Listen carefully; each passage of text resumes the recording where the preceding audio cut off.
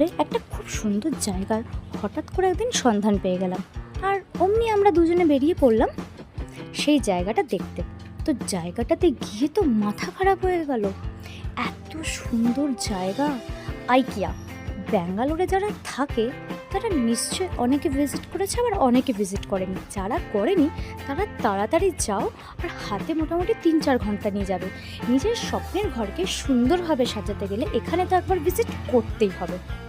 এখানে আমরা গিয়ে বিভিন্ন রকম কিচেন আইটেমস, কিচেনকে কীভাবে সুন্দর করা যায়, কিচেনকে কীভাবে ডেকোরেশন করা যায়, ছোট থেকে ছোট কিচেন 1 BHK থেকে 4 BHK সব রকম ফ্ল্যাট কীভাবে সাজানো যেতে পারে সেটার আইডিয়া যদি নিতে হয় তাহলে আইকিয়াতে তো কিন্তু যেতেই হবে। যাই হোক, আমরাও শুরু করে দিলাম ঘোরাঘুরি, দেখা কীভাবে কী রকম সাজানো যাবে। কারণ আমরাও একটা নতুন ফ্ল্যাট নিয়েছি, শিফট করিনি ওখানে, যদিও বা কীভাবে কীরকম জিনিস নেব, কীভাবে কীরকম লাইটিং দেব এবং সব জিনিসগুলো কী সুন্দর করে গোছাবো, তার জন্যই আমরা ভিজিট করলাম আইকিয়াতে।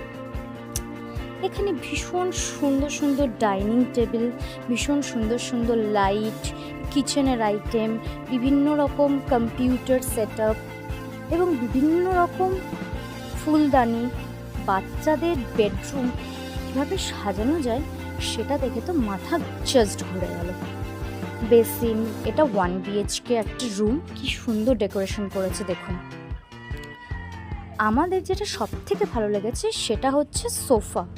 এখানে এসে এত সুন্দর সুন্দর সোফা দেখতে পেয়েছি, আমরা তো অবাক হয়ে গেছি।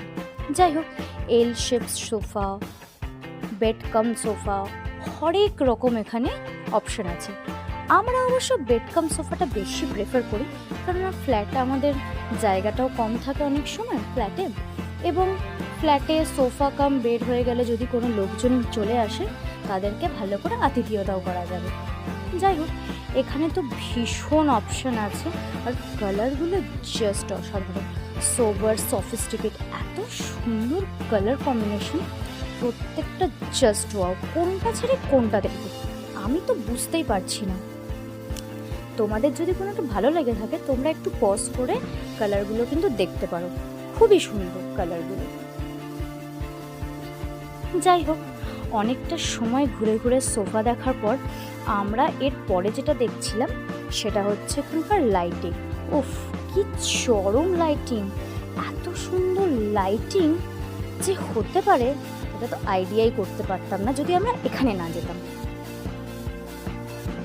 এবং ঘর সাজানোর জন্য ঘরের কোন কোনায় কোন ডেকোরেশন দেব,